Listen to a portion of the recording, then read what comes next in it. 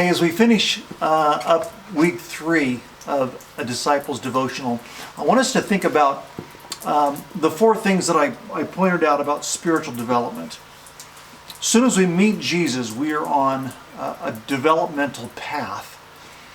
As soon as we're born spiritually, we're on a developmental path. Just like when you were born physically, you're on a developmental path.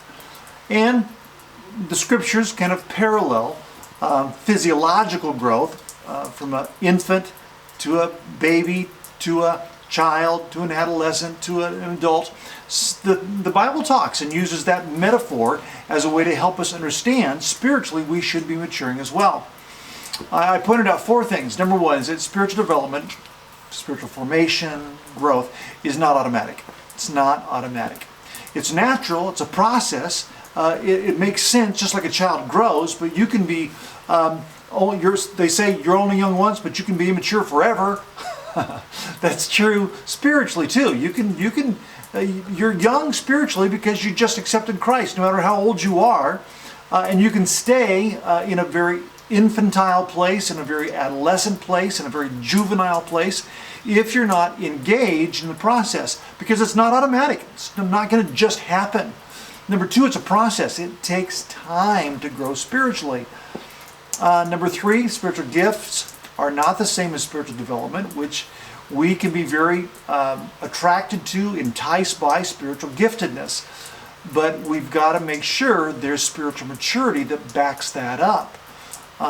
Therefore, you get people oftentimes that rise to acclaim because they're gifting, but they don't maintain a place of spiritual character, Christian character, because they do not have the spiritual maturity.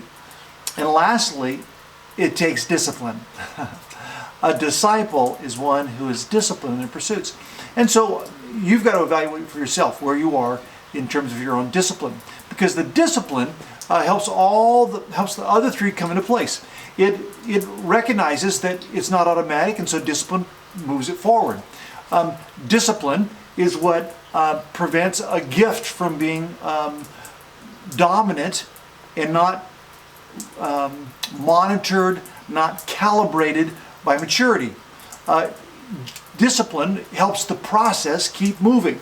There's a little statement that I have, it's not in the book, but wrote several years ago that a healthy organization, family, or individual is one who has the humility and objectivity to see themselves clearly and the courage to make the necessary adjustments and changes to become who or what they need to be. I'll say it again. Think about this.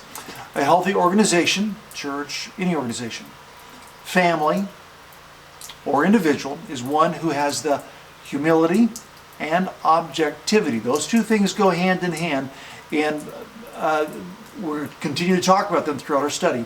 Has the humility and objectivity to see themselves as they are.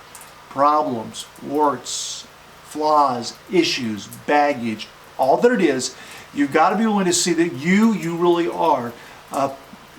Nothing can be changed until it is owned up to, until it is faced, until it is recognized. Healthy organization, family, or individual is one who has the humility and objectivity to see themselves as they are and the courage to make the necessary adjustments and changes to become who they need to be. That's my hope for you. That's what we are doing in a disciples devotional. We are gaining objectivity, but you've got to bring the humility. You've got to say, Lord, teach me. Lord, I'm open to see. I'm open to hear. I'm open to learn. I'm open for correction. When we have that openness, that humility, it paves the way for us to receive objective information, objective insight, increased discernment, and we are on the road to spiritual maturity. That's our plan by walking with Jesus through this material. So as you go through those last questions this week, think about the discipline. And what discipline are you cultivating? Remember, disciplines and habits, those healthy things we want to be true of who we are, starts in small doses. Starts in little steps, grows and builds as it becomes second nature. Just what we do, just who we are. Someone who's loving because they're loved, who's disciplined, a disciple, a mentor, discipler, and a missionary to a lost world. Look forward to hearing a story. Please share online. Let us know how the material is impacting you. We'll see you in next week's material.